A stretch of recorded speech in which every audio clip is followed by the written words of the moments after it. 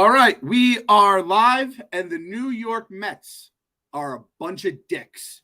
They're a bunch of dicks for a million reasons. And if you're listening to this podcast, odds are you're a Mets fan, and you completely agree with me.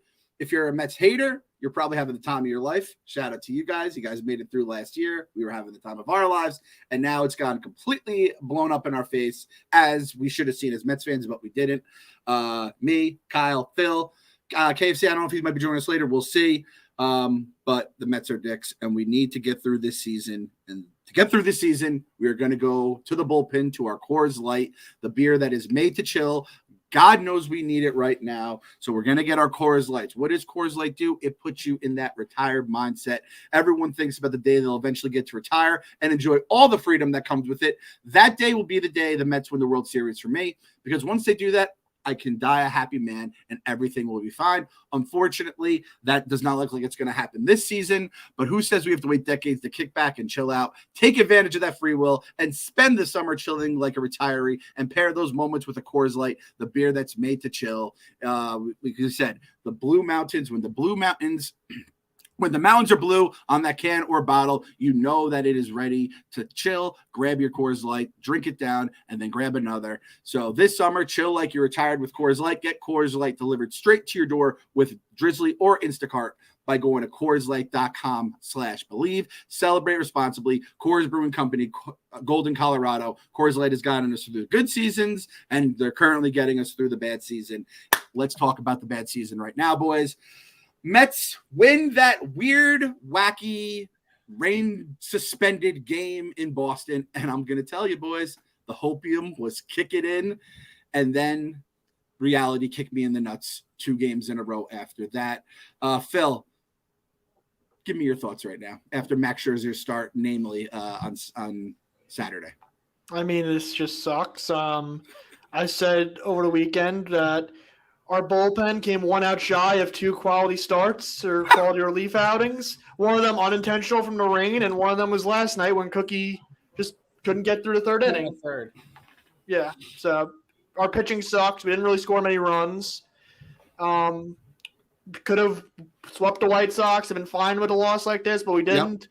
Could have took 2 out of 3 from the Dodgers, been fine. Didn't. We're 4-5 out the break. It just sucks, and we got like 6 games up for the deadline, and we're guaranteed to be under 500. So just bad. We'll be under 500 at the deadline no matter what at this point. That's the big takeaway. And Uncle Stevie said if he doesn't see improvement, kind of have to just, there's no reason to become buyers at the very least, whether you become sellers or you just stand pat. Kyle, former pitcher, a damn good pitcher from what I hear from your, whenever your friends stop by Barstool at the ballpark. What were your thoughts on the starting pitching the last two games? This is the actual pitching rotation. Like, we can convince ourselves week in and week out that, like, oh, it's going to be different. Max is going to be Max again. Like, those days are gone. They're by us. We can hope out, and maybe once in a while you get that glimmer. It's kind of like when Bo Jackson blew out his hip, right? Like, Bo was great before he was injured, and Max didn't even have any significant injury, but you'd get flashes every so often of the old Bo. Like, that's all we're going to hope to get from Max at this point. And it's fucking dog shit. Like, you lit up 6 hits in a game, and 4 of those are home runs. That is juice ball Edwin Diaz type of numbers from a starter. Yeah. There's no way that you're coming back from that. I don't think there's any other team that's going to hop on board to sign up for that at this point either. So we're kind of stuck with them, me too, which makes it worse. Yeah, people can talk about how if you could trade Max, Uncle Stevie eats his salary, whatever.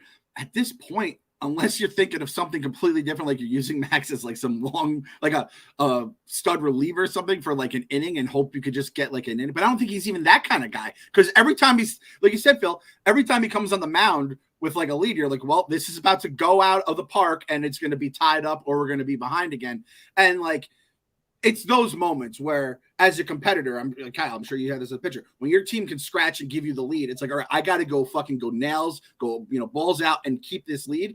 And to just like give it up every single time, it's like the competitor in Max was the one thing we always knew with him, and he just doesn't have it, whether it's the stuff or I'm not blaming the clock anymore. If you can't figure out the clock 3 or 4 months later, you're Cohen Singh is learning a new language, pitching in a new country with new fucking rules, and we're giving this guy a clock excuse? Yep, exactly. So the pitcher that has the most value for us is Quintana because nobody's seen him throw. So we got 5 rehab assignments and that last outing, which looked fine, by the way. Quintana could be anything, maybe even a boat, right? It's the old Peter Griffin thing from the Family Guy. For the Mets, he will be a bar trivia question. Who was the pitcher that the Mets drafted as a rookie, never pitched for the team, and then made 1 pitching appearance before being traded? Like that's what we're looking at. I mean, and again, it's fucking Groundhog Day on this podcast. We come on and we could just, we have to just yell about the starting pitching, and people are gonna like kill the bullpen. Like Phil said, 2 basically quality starts out of them. One with have no bearing on the pitching. The other having very much bearing on the starting pitching. Which let's get to Cookie Carrasco.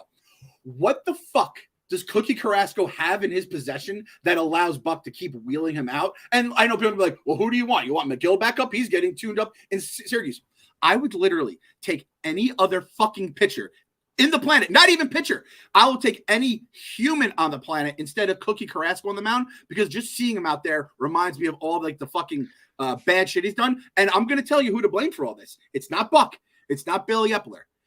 It's those goddamn assholes in Arizona. The Diamondbacks letting him go 8 innings of shutout ball tricked like everyone to thinking, hey, maybe Cookie still has it. I'm going to tell you right now, after last night, it's over. Throw the cookies out. Listen, I love cookies. If my wife burns the cookies, I go back, I eat. Basically, I'll just keep eating the cookies till they're gone. At some point, she needs to save me for myself and throw them away because they're disgusting. That's what we're dealing with Cookie Carrasco. I think he faced 17 batters and 12 of them reached base, which just seems impossible. We need like a cookie stat account, Kyle. Like maybe that could be your next thing once you're done with. I think we could end the did they make it 6 innings, and we'll just do the cookie tracker, and it's like he'll have stats that like this has never been done before. He faced 15 batters, every one of them reached base somehow. That is kind of where we're at with Cookie. I match beat last night. In 7 innings, he started out of the break. Or no, now it's 8 innings. I think he's allowed runs in like 5 of them, which doesn't make sense. Like he's given us 2 scoreless innings if you really look at it. Mm-hmm. That tracker, by the way, I omitted the suspended game because obviously that's it's getting cold. 36 inning starts in 67 games. Jesus. Like we can't even get to half of the games with them throwing 6 innings. And that innings. doesn't count like the other 30 before you started tracking. Right, before I started tracking it, yeah. And when you're talking the $350 whatever $million payroll, like more than half of that with like the tax penalties and everything else lies like in like the 5 arms in the rotation somehow, obviously with the 2 guys at the top. And like I don't really want to lump Verlander. I know like we all thought we could maybe get Cy Young Verlander. If he has a bad start tomorrow, we can lump him in there. But okay, fair enough. Phil is not going like Phil's not going to give anyone. He's not rounding up on anyone right now. We're just going to say that, and that is very fair. This team, we've said it in the past, and it's just getting more and more the way. This must be like the most. Do you think it's unlikable? Does anyone come up with a better word for it? I don't get excited about this team, and I don't really enjoy them. And anyone I did enjoy is so bad I can't even like enjoy them, other than obviously our God Francisco Alvarez when he does play. Is there any word other than unlikable, or just I feel empty inside? I feel like I'm just. This is probably Yankee fans feel when they would root for those bad teams, but those bad teams would never be this bad, It's a chore at this point. It's a chore game in and game out where you're tuning in, knowing some way or another how it's going to end. But you're waiting to see if it's going to be a catastrophic start, if it's going to be a reliever, if it's going to be the offense. Like in 3 facets to the game, we're lucky if we're putting together 1. Yes. Yep. And I think we're at the point too where I think it's clearly the starters, and the bullpen is not, infallible, and the offense has had its lumps. There is a chance you could have convinced me if Edwin had stayed healthy and we pushed everyone back, it would at least we'd be a little closer to 500. And, but like every time everything fell apart, it was like everyone had been bounced because they had been bumped down the pecking order a little bit. If we could have maybe made those games in innings shorter, the bullpen having to go 6 or 5 could have been a little more. We could have stomached it more because we had a nuclear weapon at the end, which again, if Edwin even could have done anywhere near last season's performance, which I think we were all kind of expecting a regression. If you even put up like David Robertson numbers, I'd take it. Like, yep. So I don't know, boys. Like anything like this series, like I usually like in playing with Boston. You get to see the monster, and for the fans, I like the fans, so I don't even get upset when they're like fucking dancing in our blood. Other than that, though, like this series was as bad. Last night straight mute on ESPN. I could actually watch it on TV. I didn't have to listen on the radio. I could just mute it. Was the broadcast extra painful? I feel like the broadcast, like in nights like last night, every time Buster only talked about 5 different ways how the Mets are going to sell every time they made him talk. So just basically like regurgitating, they have these guys they could trade or they could do this. And it was just the same. He was doing the chop as he was doing it. Is that true? Yeah, then he was actually smiling when they brought him up on a broadcast. They were like, "Oh, the Mets are 7 games out." And you see Buster smiling and nodding at the thought of that. Max Scherzer currently 4.2 ERA. That's where we're at right now on July 24th as we round into damn near meaningful games in August. Like remember last year? We're in the dog days of summer. We've been in the dog days of summer for 2 months now. Yep. Yeah, exactly. We were talking last season about fuck meaningful games in September. We're gonna have meaningful games in October. Now we barely made the plural of games considering we had 3. Did the wild card start October 1st? Right, the first wild card. It was the second weekend of October. Okay. So we were good. So we got our meaningful games in October last year. The baseball gods clearly saw that that was an auto correction they had to make, so they went double on us, and we won't even have meaningful games in August at this rate. I was going to play a game that would be very radio-centric. It would be like our sports talk radio. I don't think we would need to do it. I was going to have a game called it's the Porqué No game. Is this guy Porqué or no of if we will be able to compete the rest of the season? So you just say this guy is why or not will be able to compete. Who is the Porqué guys in this roster at this point? Because everyone else is a no. So the Porqué guys, the reason why this team could make a run right now. How many do you think we have on this team out of the 25, 26-man roster right now? Alvarez is 1. He's number 1. The whole fucking game is named after him. Maybe like 5, and I don't even know if they're even going to be who's going to be here in a week. Yeah. That's the other thing. Alvarez, Porqué guy. Robertson, a Porqué guy, right? Tommy Pham, a Porqué guy, when healthy. Hopefully for now. Yeah, for now. And they say he's like, working out and whatever, and it sounds like he'll be back by the deadline. That's all that fucking matters, right?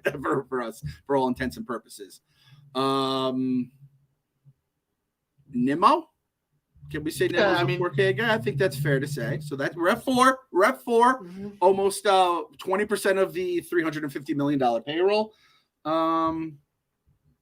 I want to say Verlander, but I know Phil's going to get at me because I can already tell. We'll give him one more start. I don't want to do this the day before a start. Okay, that's fair. Because if he can just as easily give up like 3 runs in like 4 innings tomorrow. Yep. But 6 walks. Phil never plays Porqué No before a start. It's a well-known fact about him. I can't even I love my boy Lindor, and like the numbers are there, but it just hurts. Like I know he could be better, so I'm not going to say he's a no, but I'm not going to say he's a Porqué. Again, I understand this is a very silly sports talk radio segment here, but is there anybody else in the bullpen? I guess Senga? Would you say Senga at this point? I mean, yeah, he's our best. He's an all-star, really. Yeah, he's an all-star. Yeah. So there we go. We have 5 Porqué guys. So I'm very happy we didn't print those shirts, considering we have 5 out of the 25 guys that could actually fucking be the reason they make a run here.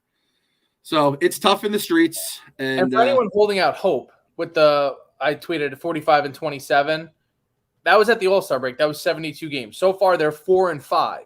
We don't give a certain number of losses for the runway. Like you can't be like, oh, well, they still have when they get to 7 losses, they still have 20 losses to play around with. Like that's the entirety of the second half. We're not going to get to that point because at a certain day, week, sometime this week, next week, they have to pull the trigger and make a decision whether or not they're going to go for those. Do you really think? And like, I haven't consulted yet. I feel like nobody on here has officially done it, even though we're all there mentally. Those numbers don't make sense for any situation. Like if you're playing for the final ball game of the season, that's a decision you have to commit to now. Are you willing to blow it all up because you think maybe you have a shot at 87 wins, which might not even get you into the postseason? I don't think you can do that in good conscience. Billy Epler sure as shit can if he wants to keep his job. I do think from what we've seen of Uncle Stevie, what he said and what he's done, right? And this comes down to not only with like the way he's, said about spending the money, but also not spending the money with the Correa signing and then once the injury comes in, saying no thanks. Kumar Rocker, same thing. There's a level of risk and there's a level of just being a businessman, a decision maker, where it's like you have to know when to get off. And that's honestly, other than the absolute incredible cash flow he's given us, he's been pretty fucking good at those decisions so far, right? Knock on wood. So, and I think with the fan base, based on everything I'm reading, social media and just talking to Mets fans, everyone is like, sell. We're like, there's not a lot of people who are like, nope, we have to go for it this year. If anything, maybe you hit on one of those prospects you get back. Like, it's not always like the fucking, as we know very well, the top 10, the top 100 prospect guy. It's not always those guys that pan out. So adding more fuel to the infrastructure fire and seeing what comes out in the next few years in the watch, like I'm 100% fine with that. Now, the most recent time we've sold like a full-on sell deadline, different owners, Alderson was there, 2017, where we traded Jay Bruce, Curtis Granderson, Neil Walker, Addison Reed, and I think there may be one more guy, but we got 7 relievers back. Was that Duda? Did we get Duda in that too? Was that Duda was the only one we traded for a good player. Well, yeah, Drew Smith. That's the only one that's on a major league roster right now at all. Yeah. Jamie Callahan's gone. Gerson Batista's gone. Eric Hanhold, don't know who that is. Like, we traded for 7 relievers and they all sucked 6 years ago. Yeah, we get a better return this time around. I don't think anybody's saying Brody was good at wheeling and dealing though. Well, that was Sandy Alderson. That's what I mean. Okay, so that was after Brody left in 2016. Brody never sold. Brody was afterwards. Yeah. Oh yes. Okay. Yeah. So that was Sandy making trying to make chicken salad out of chicken shit. We just got a different, younger brand of chicken shit back in return. Is essentially what happened. And that's the other thing too. Selling doesn't mean like you're selling and you're getting good shit back. You're getting like shit coins, and you're hoping one of them becomes Dogecoin. I'm look at this. I'm bringing fucking crypto references in 2023 to the fucking podcast. I just learned what this shit was. I spent 3 years just watching people tweet about it. I had no idea what people were talking about. More or less, you're just trading guys from an offensive standpoint. You're just trading guys like Canna, Pham, I guess Vogelback, DFA, just to open up spots for Mauricio, Vientos, just see what the young guys have. You're not really expecting anything back. You're just playing your own prospect at that point, which is what we're going to expect, I guess. Yeah. And I mean, at this point, I don't know, a lot of the veterans that aren't going to move, they're going to keep you at a certain floor, you would think, unless everything just, as a Mets fan, everything could just collapse. It'll be like the Breaking Bad bathtub scene with the acid, and we're just getting covered in human remains. But you figure there's like a floor and they'll just be competitive. I guess that matters for the people going to the ball games and watching every night. This is going to be a Gary, Keith, and Ron year, though. They're going to have to carry you through like the month of September. YouTube, just keep SNY off the TV. That's fine. I'll just listen to my radio now. I'm not in any rush to get it back. But yeah, that's a fair point, Phil. Like, if you're selling, you're not by any means definitely getting. This is where your GM hopefully can fucking find a diamond in the rough. I don't know if Epler has proven to. If I see us get a reliever prospect, I'm just going to throw my phone because I'm just sick of that after. Those guys don't amount to anything. AA or single A starters that, give me I'll honestly take a 17-year-old starting pitcher that could maybe be something someday at this point. I'm not taking another reliever prospect. It's going to have a 60 ERA like Jacob Rame or something. Yeah, give me those starters, and if they suck at starting or they hit a wall starting, we turn them into relievers. That's one good thing. I feel like I always love going to the starter to the reliever, and it's because you see the 1 out of like 100 times it does work, and it works incredibly. Like Eric Gagne, who was could have went to the moon with the amount of steroids he was on, but like that's just the way I think as a baseball fan. That's my like Rafael Montero, even, right?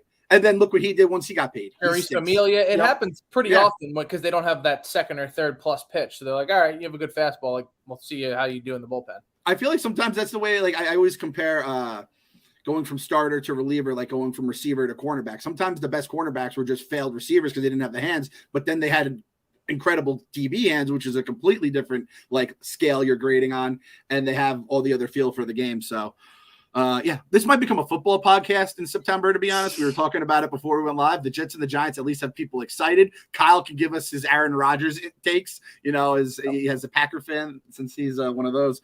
So, I guess like this episode, next episode, Thursday or Friday, and then obviously the deadline will be much more trade centric. Our beloved Philip will be gone though for the next one, so we might be going in blind in terms of like what we get back. But maybe we'll talk to Joe DeMayo too. He's gonna be getting flooded with a whole bunch of new names and prospects that faces. we have hope for. Yeah.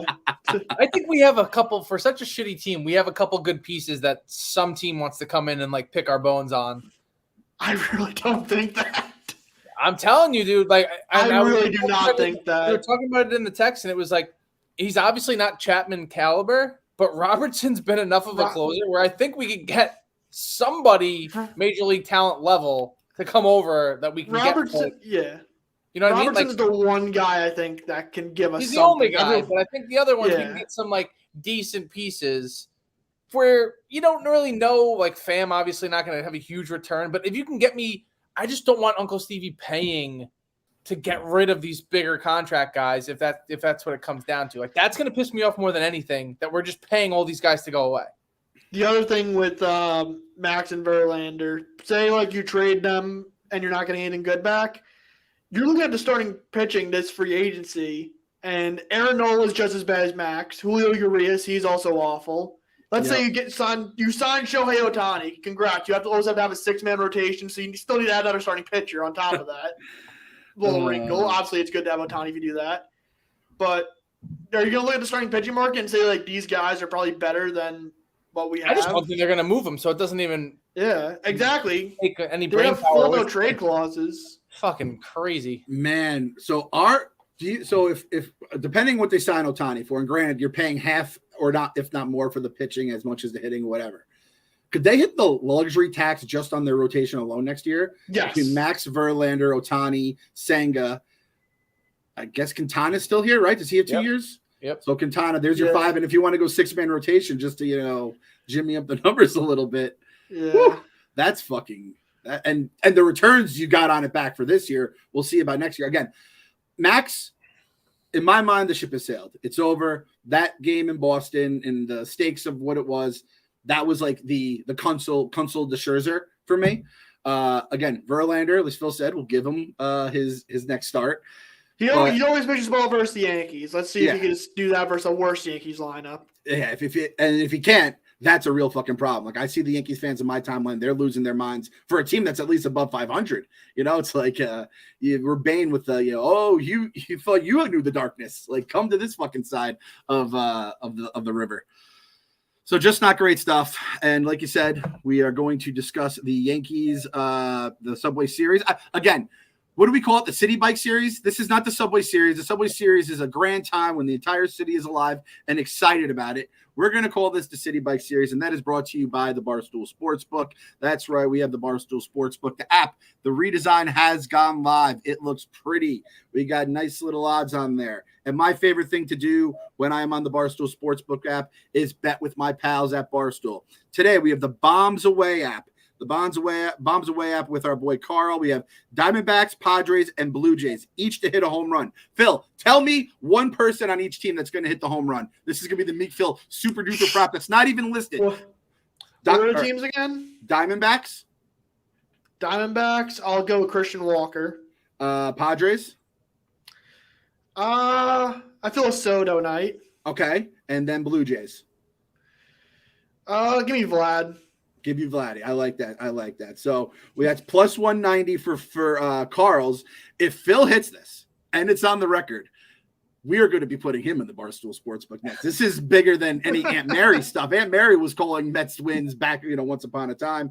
Our girl Megan Making Money has one on there, and then the hit parade, obviously, with Rico, Phil, and Carl. I always love betting with the Barstool guys. You got your boosts, you have your MLB, all this stuff. So you have your NFL futures, whatever it may be. So right now, the Barstool Sportsbook is now offering a $1,000 bonus. A $1,000 bonus for new players. If your first bet loses, get up to $1,000 in bonus cash. So download and create an account today. Use code BELIEVE to unlock your $1,000 bonus. Be sure to use code BELIEVE to unlock your $1,000 bonus. And if Phil hits, that's a bonus in itself. So terms apply. Must be 21 or older. Gambling problem? Call 1-800-GAMBLER.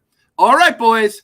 Mets Yankees City Bike Series coming up here Tuesday and Wednesday, which it feels almost perfect for it to be like a midweek. Like I know they did this for the ticket sales. It just feels right to be a midweek slog shit fest of a game. Should be like, which is when we should be playing like the Rockies or the Diamondbacks. Verlander, Herman, Quintana, Rodon, back-to-back nights.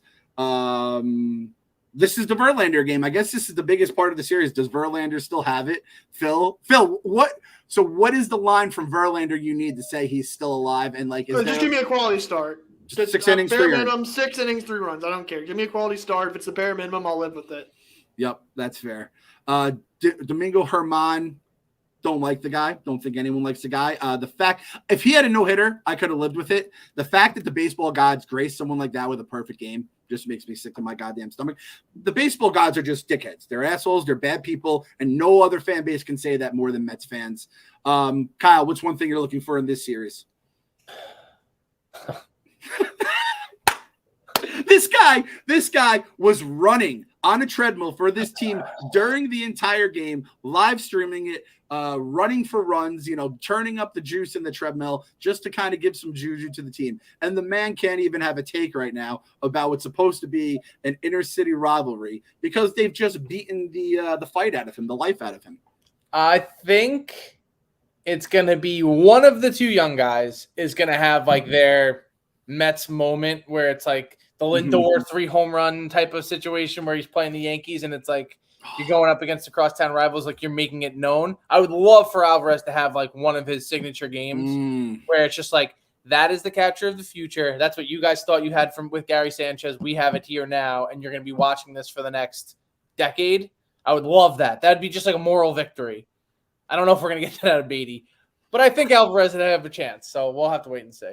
Sometimes the weird thing about the Subway series, the old Subway series, this is the City Bike series, is that it would be like the guy who never really amounted to anything, but had his moment. So I could see like Vientos having like the big hit, right? And it's somehow he hits it, he clears the left field fence or something like that. So maybe that's it. But okay, you sold me. You've got me interested to tune in to these stupid goddamn games that I'd be watching anyway. Is there an ESPN game lumped in here? They're both on ESPN Plus. I don't know. Of course. Oh, there's an ESPN Plus and the TBS game. Okay, so I kind of like that. I would put Alvarez in the sports book as like a Mets win and Alvarez home run. Did that on Sunday, immediately scratched 10 minutes later. And I knew like with a catcher, there's always a chance the guys are going to play. But I'm like, well, we need this goddamn game. And you really are not at a point where you can sit Francisco Alvarez back. And then Buck Showalter, when his old, Lee Corso said, not so fast, my friend. And he fucking just motherfucked me right out of the sportsbook. That broke my heart, Buck. I did not appreciate that. So okay, we're going to have to do that one of these nights or both nights maybe. When we throw a little boosted bet into the sportsbook, Alvarez home run, Mets win, gets his moment. I'm excited. I'm excited about the City Bike Series, Kyle. Thank you very much for doing that for me. All right, so now the classic newspaper fold out where you go position by position. Oh, yes. What do you guys think? Because I just pulled up the Yankees roster because I was like, all right, like usually they have one or two weird guys. It's kind of a toss-up in certain situations. The fact that DJ LeMahieu and Jeff McNeil are like competing for the worst is absurd. You have two guys that both won the batting title that neither of them can get out of their own fucking way. Yep. Well, let's go by position. What do you guys think? We'll start at first base because we'll end at catcher. So Pete, I said he's basically Dave Kingman now. I feel like Rizzo is not even that, but I saw he had like a 4 for 4. He changed his song to Taylor Swift, and he's saying it's Taylor Swift Summertime, and that kind of is like the smartest thing anyone has done on either side of this rivalry. So, Phil, what am I looking at with Rizzo here? Rizzo hit his first home run since May 20th yesterday, so I'll probably go with Pete just off that alone. I'll go Pete there. Are you saying we're saving second base, or are we doing second base? No, you guys can do second. Phil, I mean, I'm going to have Phil do everything. I don't want to pick someone for second base. You know what? To give you a for instance, DJ LeMahieu was hitting 233 with a 672 OPS. Jeez. Jeff is people complaining about Jeff. It's like it is even worse. Yeah. You know it's bad when I am in a fantasy league full of Yankee fans, and my team has just been ravaged by injuries, and Edmonds my second baseman, and LeMahieu's just sitting out there on the waiver wire, and not one Bronx Gabagool guy in my league could just pick him up and have him on the bench. That's when you know it's a bad season, because he was, other than Judge, he was their guy, the machine, and you're just hearing, Yeah, they stole a nickname from an actual Hall of Famer because they can't think of anything on their own. This is what's going to get me through the next 2 days as well. I told KFC this too. I said, your hatred for the Yankee fans is the only thing that's going to get me through these 2 days. This fucking guy, I need to get his take on the jersey patch too, because I need to hear the KFC vitriol and then see all the comments going on. The fact I haven't gotten it yet, and I don't think it's been on KFC radio either. I think Kev might be losing his fastball. So I'm a little worried about that. So, but like seeing Jeff too. So wait, LeMahieu's OPS is 672. What's Jeff's? We'll just go on OPS. Okay, let's see. I think it's 660. I think They are like mirror images of just awful. 644. 644. Okay, so I gave him more credit than whatever. Yep. So, and 8 home runs to 3 home runs. So I'm going to give it to LeMahieu, even though they stole LeMahieu stealing his nickname from a Hall of Famer. Not cool. Jeff McNeil's nickname, everyone forgets and like the polar bear, which AJ got a polar bear at when we went to the Mets game, and it's his favorite thing in the world. So like I owe Pete like a debt of gratitude for getting my son into becoming a Mets fan. Those came from Noah Syndergaard. So those nicknames are now lame by like association. So I think I kind of want to kill those both at this point. So wipe them off the record. So we'll give that to LeMahieu. Shortstop, Lindor, again, he has everything but like basically the batting average. So I don't. Who is Volpe? Well, he's not doing anything, right? Volpe's like 209. And they had the whole chicken. When you lay it out, you're like, why is this team so bad? Because we were winning position by position. Yeah. Oh, yeah, because we're not going in the rotation. And even the Volpe stuff with the chicken parm, everyone, like, there was the whole Francisco Lindor ordering chicken parm story that was a big thing. Remember, that's what he had with Uncle Stevie. So I feel like even that's kind of a rehash of that. So Lindor, third base. I saw Donaldson got hurt, and it was at the point where everyone in the fan base was celebrating it with like gifs on Twitter and stuff like that. So who's their third baseman now that he's gone? And actually, I think they have DJ at third. They're moving Glaber DJ at second. Which, I mean, Glaber over Jeff easily because Glaber's actually like solid. Competent. So if we go, so we'll put Glaber at second. We'll move LeMahieu to third. Beatty is just an absolute has been a dud for the most part, even though he had, There's basically Beatty's basically a younger version from DJ at the left side at this point. Yep. They both hit the ball to the ground. Yeah. I always love doing this too, by the way. Like you said, Kyle, I could see the paper where you were comparing the two sides and you would, gas yourself up, especially as a Mets fan. That's kind of what you had to do by this time of the season. Right field. Starling Marte against, is it? Well, Marte's hurt, and so is Judge. So yeah, I guess, and yeah, he's on the aisle with the migraine, so I guess that doesn't really count. DJ Stewart. Yeah, God, there's always just one fucking just rando starting during these for us, no matter what. Like, no disrespect to DJ Stewart, that guy's not even catching any flack because it's like, what do you expect out of that fucking guy? Yeah, he shouldn't be. I shouldn't even be like working today. He's like Dante from the Clerks. Well, rest, yeah. Oh, God damn it! I hate this team so goddamn much. Right fielder for the Yankees. It's Stan's not playing out there, right? He's DHing. He's played some right field miraculously, but for the most part, he's a DH. Okay. I don't even know who else. I'm looking at the depth chart. Oh, I forgot they had Billy McKinney running around for them for a bit. Jake Bowers. Billy McKinney, Jake Bowers were whatever. Yankees win that one. I'm not even going to go into Yankees took the whole outfield outside Nemo. How about that? Yeah. Okay. Yeah, there you go. Well, this is the only thing though. That might be the case, but let's we forget the center fielder for the New York Yankees, which used to be a prestigious thing. Harrison Bader, Darth Bader, the fucking guy who haunted us with the goddamn. Like, I'm not putting it past him. Is he New Rochelle? He's like a Westchester guy. I don't know where Bronxville. He's a Bronxville guy. I'm gonna say it, Kyle. Alvarez has his moment for us, and I feel like Bader might be the one who gets us. Reminds us what it's like. The motherfuckers, the Mets killers, and then the catcher. We have that at the very least. So, and there's always one guy on the Mets that gives you hope for the long term because he stands out amongst all the other guys on the list. And Alvarez is our guy. And then the starting pitching, we have the starting pitching both nights. I would imagine. No, actually, Rodon was so bad that first start. Mm-hmm. You have to figure Verlander. You have obviously that the first game, and then I guess Quintana, Rodon are just two unknowns. But Jesus, Rodon is 0-3 with a 7.36. I didn't realize he was that bad to start the season. Yeah, he blew a kiss to the fans after getting hit around. So That's right. And I honestly, that Quintana start, like I had a few memes lined up ready just to shit on him it were like very like I had the dead dove don't eat from like Rest of the Bema. Like, what was I expecting? Like, that's kind of the way I felt about Quintana. He did his fucking job. Yep. Pete, as soon as Pete fucking airmail, fucked up that play, I was like, oh, it's over. And he settled in, but it was also versus the White Sox, who were not a good baseball team. Actually, a bad baseball team, I think some would say, right? Yeah. So that's fair. So, Kyle, where are we standing? I guess it's like I think we might have the advantage by one or so. I think we do because just on paper. Bullpen. We got to go bullpen where it's just faceless bullpen, us versus them. Oh, the Yankees have a billion NBC relievers that are just better ERAs than our guys, outside of Robertson.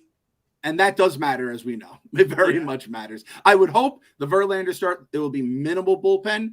That's the Quintana start that you just have to hope he has the. So maybe like 6 relievers. Yeah, exactly. And then, okay, so even with that, I feel like the Mets might have won that. It doesn't mean a goddamn thing, but goddamn it feels good to take home that early W. Especially these 2-game series are so fucking lame too. Yep. And half the time you end up splitting them. And I know you could split 2-3-game series, and it's like you don't feel like there's a winner. They should stagger where it's 4 and 3 every year, so at least you feel like you have a winner to the series. But then you're dealing with the uneven schedule. If you have the 4, have it 2 and 2 like the same week, rather than we played them all the way back in June. That's a different team now. Yeah, exactly. I love the ones thinking back on the old days when it's like they're making up a rain out though, and they go crosstown. Yeah, they play Yankee, and then they go crosstown and they play at Citi Field at night. Like that was that the one when Piazza got hit in the head. Something else was going on that night. I feel like that was like a doubleheader, or I can't remember. Was this 2002? Because Clemens. I remember I did a random lineup game and I showed Frank, like it was a Clemens versus Estes in lineups. And Frank was like, oh, I was at this game. It was a Saturday in 2002. Frank is the goddamn memory, man. So yeah, because that was obviously the World Series. It was already kind of at a tense time here. Let me take a look at let me take a look at the it was July 8th. It was a doubleheader, Kyle, and you're right, because I remember, I love it so super self-important, because you see, like, a bus getting the police escort, and it's, like, just a bunch of baseball players sitting on the bus in, like, a city where there's a billion fucking crazy things going on, and they have to get them there. But, the Mets lost both games that day, 4-2, it says on here, if I'm reading this correctly. So that feels like it's about right when it's all said and done. It feels like a nice core memory to have. And your star catcher got hit in the head by someone that I never really liked, Clemens. So I always thought he was kind of a hardo. So, yeah, that feels about right. Shout out to the fucking 2000 Mets, though. They actually showed up when they had to. That's true. Any talk about any more points or thoughts about the Subway Series before we get gridding real quick? What's probably going to happen is tomorrow we'll all be pissed to see Daniel Vogel back in the lineup tonight. It'll be 4 hours of people saying Buck hates the kids, Buck hates the kids. We'll probably win Tuesday night in a game that we probably shouldn't have. We'll probably win like 4-3 or something.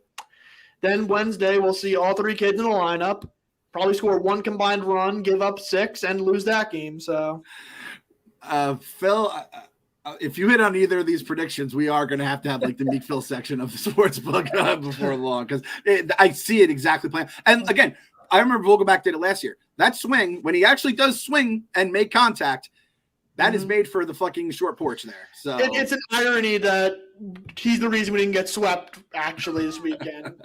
I thought for sure going back to that first game that we were going to lose when they had the bases loaded and no out and they didn't score a run. And then they had 2 runners on and they didn't score again. And I was like, we are absolutely getting swept.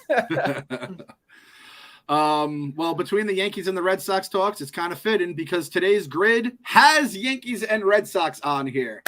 So, again, for anyone listening, apologies for the bad radio. Anyone on YouTube, you guys can play along, watch with us. The grid. Red Sox up top, Tampa Bay Rays up top, Hall of Famer up top. Then we have from top to bottom, going left to right, Yankees, Mariners, 300-plus save career. All right. So Kyle, is he the least experienced here on the grid? Is there anything that kind of just jumps out at you as an easy fill in here? Because again, Phil's our machine. He's our like Ask Madden guy, and he'll just give us the right answer. Off the top of my head for Yankees Red Sox, I would say people want to do Johnny Damon and Jacoby Ellsbury for recency, but like Babe Ruth, probably somebody that just gets overlooked right away. I like that. I was thinking Damon at first. Babe Ruth is a good one. Okay, we'll go over under on the percentage here. You think it's I'm gonna say like 12.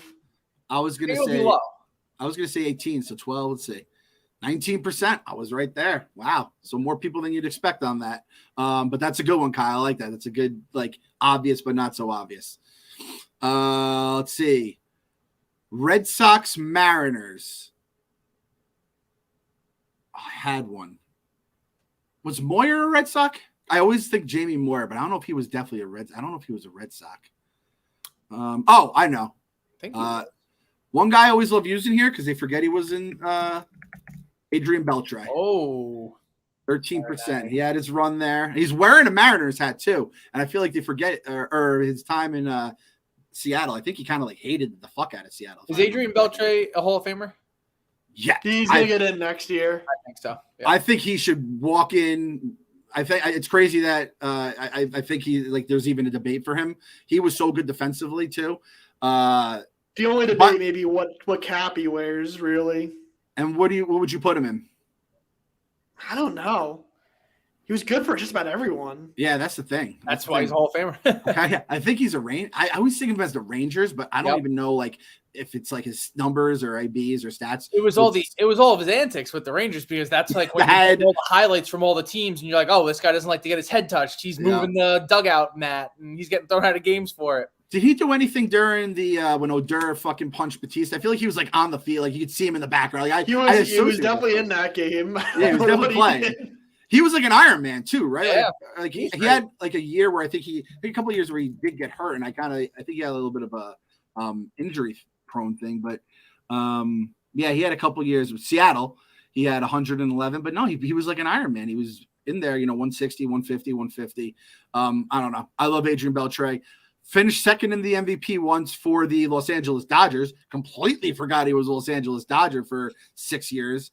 And then, some Gold Gloves, Silver Sluggers, all that kind of stuff. But that was kind of his best year. So Adrian Beltre, Red Sox 300-plus save career. Did Eckersley have 300-plus? This is where I don't know, like, with the saves and stuff like that. I'll say this. There's, like, maybe 5 guys you can use with Red Sox here. Papelbon? Papelbon's one. I don't know if you want to go with rarity here. Yeah. A lot. Kimbrel. I don't know if Kimbrel. The guy that's there Jensen. Right now. Yeah, Jansen. Yeah. R.I.P. my dog Keith Falk. The guy gave his fucking arm for the World Series that one year. I don't know if he has the numbers for that. Billy Wagner was on the Red Sox. Was Wagner on the Red Sox? Did he get to 300? Billy Wagner? No, he definitely got 300. Yeah, what am I saying? Billy Wagner should be in the Hall of Fame. He gets like that's what I'm saying. I was like, yeah, he should definitely. I can't remember if he was on there. By the way, RDT blogged it this morning. Like Phil definitely knew. He probably watched the fucking entire enshrinement. The fact that they do the enshrinement in the middle of a Sunday when everyone's watching their teams is so fucking perfectly Major League Baseball. And it's supposed to be the greatest honor a person can achieve. It inspires all this debate. The fucking baseball writers are acting like they're fucking gods for who they let in, don't let in, all this kind of stuff. And it is the most forgettable thing. I wouldn't have even known that it was yesterday until I just saw a tweet about who even got Ingus. I forgot who made it. Was it McGriff? McGriff and Roland.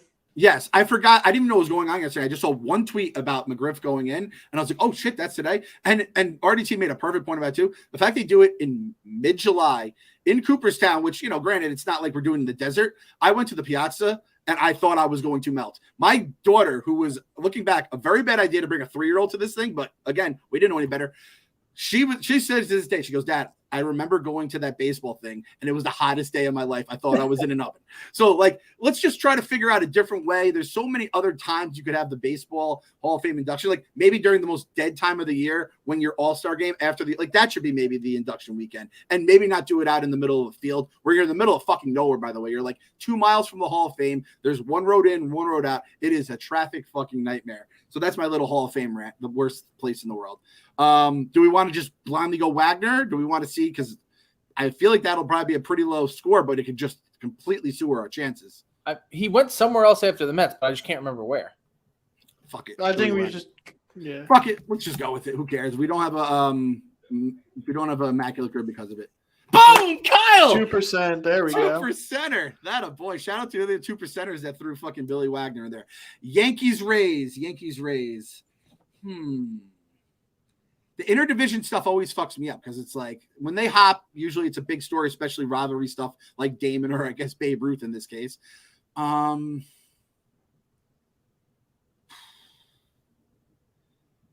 then Rays Seattle, then you're dealing with two fucking teams. I have no idea. You did unintentionally say a Ray Yankee just before. Give it to me, Phil, because I have no fucking Johnny Damon, you said the name. Oh. He was a Ray? His last year was the Rays, I believe. All right, Yep. 13%. Damon's always my ace in the hole when the Royals are involved. I always just love throwing his name in there. Rays Mariners. That's a weird combo. Funky colors are kind of similar. Also, 300 plus save career. Kimbrel was a Ray, right? No, he didn't have a year. I thought he had a year with the Rays.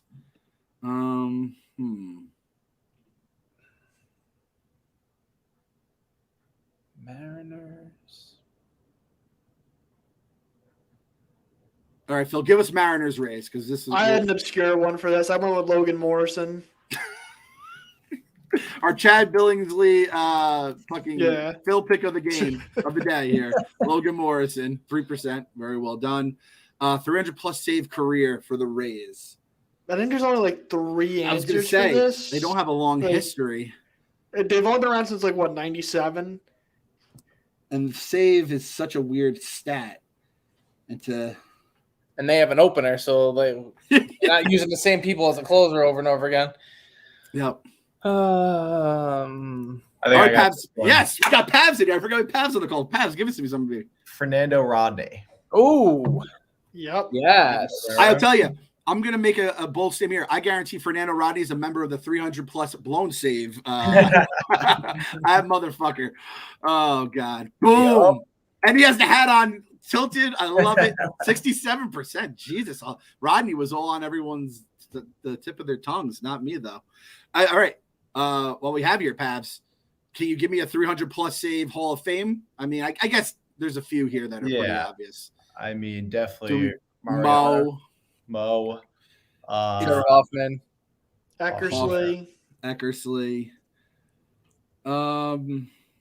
Who do we think has the lowest percent here? I don't want to go Mo. I feel like Mo's the obvious. We'll go Hoffman. We'll go Hoffman. Why not? Hell's Bells. I saw Candace Swainpool got blog today. The Yankees Hall of Fame is an absolute, like, pick your fucking choice. Just looking center field. What's like the most obscure one we could get? Like, do you think like Gary? I did Bill Dickey. So. I love you, Phil. I love you. This is a unique Phil episode. I asked Tommy if he can name every Yankee retired number, and he said Bill Dickey. So that's just a random Yankee I go with now. Is that R.A. Dickey's great grandpa? That's fucking Pabs' boy. Pabs, we learned today before the podcast went live, had an R.A. Dickey jersey and jersey, which is the mark of a true fan. And I had this R.A. Dickey knuckleball foam finger that is like one of my favorite ridiculous Mets possessions I own. And then, I mean, Mariners Hall of Fame. You can go with the kid, right? We can go with Griffey. We could go with A-Rod. Mm-hmm. We could go with the unit. A-Rod. Well, A-Rod never made the Hall of Fame. Oh, you can't go with A-Rod. What am I saying? He's not a Hall of Famer. Nope. Could you Randy go Johnson? The unit. You can go with Griffey. You can go with Randy. You can go with Edgar. That's right.